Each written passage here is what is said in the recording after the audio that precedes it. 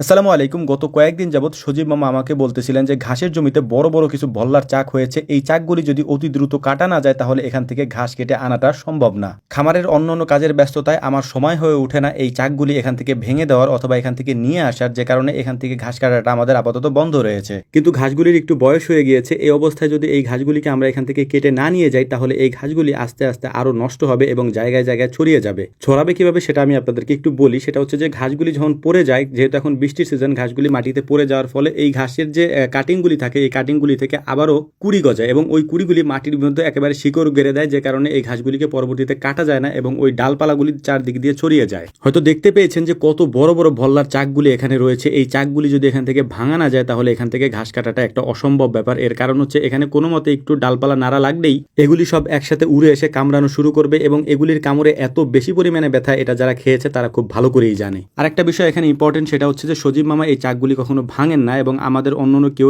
এগুলি তেমন ভাঙে না। আব্বাকে বললে সেও আসে না। বিশেষ করে হচ্ছে যে এগুলি একটু সাহসের ব্যাপার। এর কারণ হচ্ছে যে এই মাছিগুলি যদি একেবারে কাছ থেকে আপনি না পোড়াতে পারেন অথবা যদি এগুলিকে না সরিয়ে দিতে পারেন তাহলে কামড়ে একেবারে অজ্ঞান করে ফেলবে, এতে কোনো ভুল নাই। আমাদের খামারের পাশে যে কলপাটটা রয়েছে এই কলপারেও বড় একটা চাক হয়েছিল, সেই চাকটাকেও আমরা এখান থেকে নিয়ে নিয়েছি। এখন এই চাক দিয়ে আমরা কি করব সেগুলি আপনাদেরকে দেখাচ্ছি। এই ভল্লার চাকগুলির মধ্যে যে ডিম বা বাচ্চাগুলি থাকে এগুলি দিয়ে মূলত আমাদের এদিকে মাছ ধরা হয়, অর্থাৎ এগুলি মাছের খাবার হিসেবে ব্যবহার করা হয় বা টোপ হিসেবে ব্যবহার করা হয়। আমরা মূলত মাছ ধরবো না, এই টোপগুলোকে আমরা পানির মধ্যে দিয়ে দেবো, অর্থাৎ মাছের খাবার হিসেবে এগুলিকে ব্যবহার করার জন্য আমরা পানিতে দিয়ে দেবো। কিন্তু তার আগে মাছ ধরার জন্য আমরা ট্রাই করতেছিলাম, তো দেখলাম যে কয়েকটা মাছ এখানে বেঁধেছিল। তার মধ্যে বড় সাইজের একটা রুই মাছ ছিল, এর পাশাপাশি একটা শোল মাছও আমরা ধরতে পেরেছিলাম আলহামদুলিল্লাহ। তো এই কাজগুলি করার পর আমাদের আজকে মূল কাজই ছিল হচ্ছে আমাদের পুকুর থেকে নৌকা তোলা, কারণ নৌকাটাকে আলকাতরা দিতে হবে। এই নৌকাতে বিভিন্ন জায়গা দিয়ে পানি ওঠে, নৌকাটাকে আমরা ব্যবহার করি মাছের খাবার দেওয়ার জন্য। এর পাশাপাশি আমাদের হাঁসগুলিকে নৌকা দিয়ে উঠানোর জন্য, অর্থাৎ নৌকা দিয়ে উঠানোর জন্য বলতে যখন পানির মধ্যে ওরা নেমে যায়, অনেক সময় যে ছোট বাচ্চা হাঁসগুলি থাকে এগুলি উঠতে চায় না।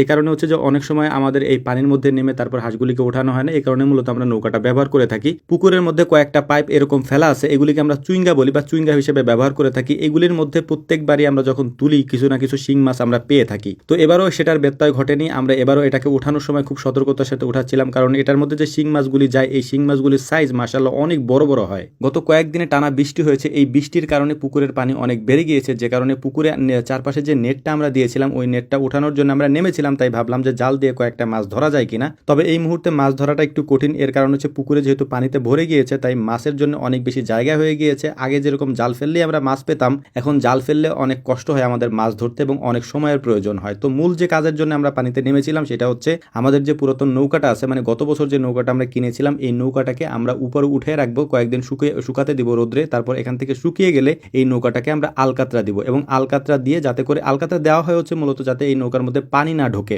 নৌকাটাকে টেনে আমাদের পাড়ির উপরে আমরা উঠিয়ে রাখবো কয়েকদিন পর্যন্ত, এটাকে রোদ্রে শুকাবো পরিপূর্ণভাবে। এটা শুকিয়ে গেলে তারপর এটার মধ্যে আমরা আলকাতরে এনে তারপর পুটিং বলি আমরা, এই পুটিংগুলি দিয়ে সুন্দর মতো তারপর এগুলোকে আমরা রোদ্রে আরো কিছুদিন শুকাতে দিব। পরিপূর্ণ শুকিয়ে গেলে তারপরেই আমরা পরবর্তীতে এটাকে পানিতে নামাবো, তখন আর এটার মধ্য দিয়ে পানি ঢুকবে না। তো আলহামদুলিল্লাহ এই কাজটা কমপ্লিট করার পর আমাদের আরেকটা কাজ আছে, সেটা হচ্ছে যে পুকুরে যেহেতু পানি বেড়ে গিয়েছে এখন মূলত এই পুকুরের মধ্যে নেটটা দেওয়ার আমাদের কোনো প্রয়োজন নাই, কারণ হাঁস এখন যদি পুকুরে নামেও তাতে আর পুকুরের পারে তেমন একটা সমস্যা হবে না ইনশাল্লাহ। তাই আমরা পুকুরে দেওয়া নেটটাকে আমরা তুলে ফেলছিলাম। গতকালকে আমরা ভিডিও দিতে পারিনি। গতকাল ঢাকায় যে ঘটনা ঘটেছে এটাতে আমরা বেশ মর্মাহত। আমরা যারা মারা গিয়েছে তাদের জন্য দোয়া করি, নাওয়াল্লাহু মারকাদাহু ওয়া জাআলাল জান্নাতা মাসওয়াহু। যারা অসুস্থ আছেন আল্লাহ তাআলা তাদের হায়াতকে বাড়িয়ে দিন, আতালাল্লাহু উমরুহু ওয়া বারাকাল্লাহু ফি হায়াতি। আপনারাও আমাদের জন্য দোয়া করবেন। আসসালামু আলাইকুম ওয়া রাহমাতুল্লাহ।